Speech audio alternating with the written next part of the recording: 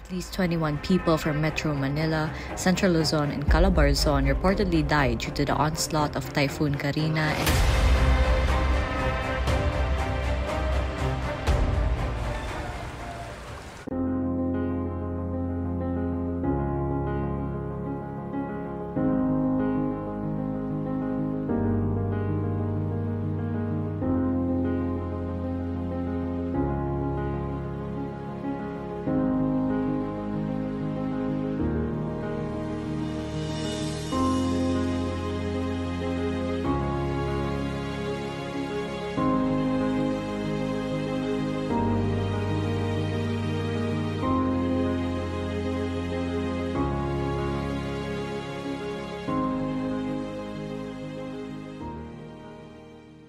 Magandang araw po. Ako nga po pala si Ermalyn Lamida, 38 years old, may asawa at 2 anak. Nakatira po kami dito sa Sampaloc po, dito sa Sampaloc, Dalaros. Share ko lang po sa inyo yung experience namin nung bagyong Karina. Sa sobrang lakas po talaga ng ulan. Grabe, walang baha po talaga dito. Hanggang dito sa loob ng bahay namin, nakalubog po ito, pati mga aparador namin. Lubog po yan, kaya yung mga damit namin, tinaas ko lang po dito sa lamesa hanggang ngayon po.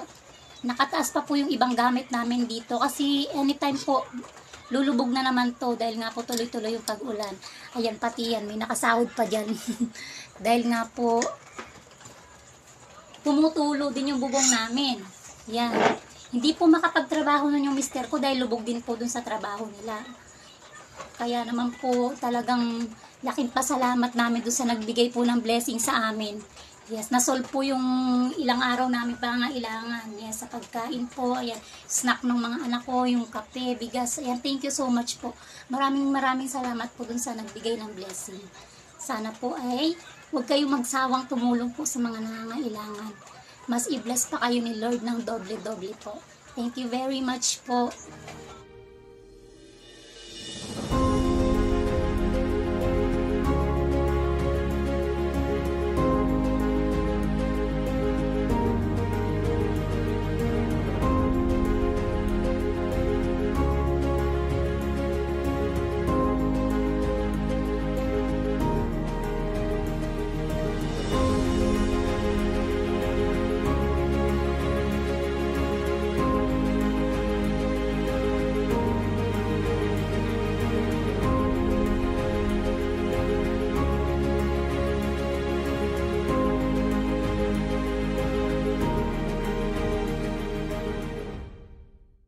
Ang naranasan po namin sa bagyong Karina is yung pagbaha po, tsaka po pag-ulan. Kaya po nagpapasalamat kami sa inyong tulong. Ito po ay nakatulong sa pang-araw-araw namin at sa pangangailangan. Maraming salamat po. God bless po sa inyo.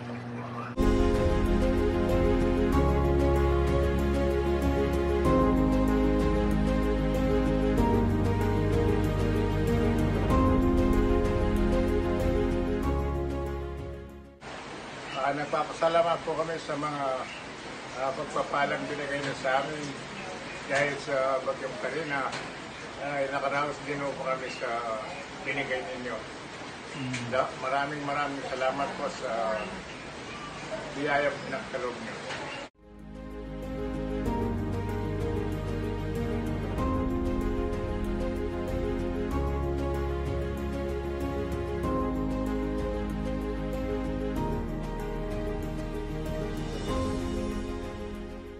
Marami talaga tumulong sa mga tao na mapabait at matulungin.